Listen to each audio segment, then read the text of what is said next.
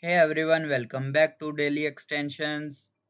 In this video, I will show you how to add an extension to the toolbar in Google Chrome. So let's get started. So firstly open Google Chrome. Now look at the top right corner. Here you will see a small puzzle icon. Click on it. Here you will see all the extension you have installed in your Chrome browser.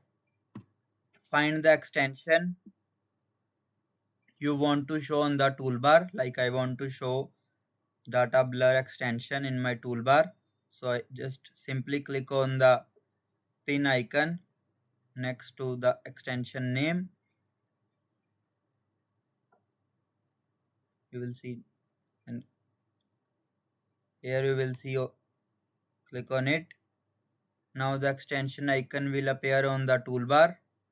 You will see. If you want to remove it from the toolbar later, just click the extension icon again and unpin. Right click on it and then click on unpin.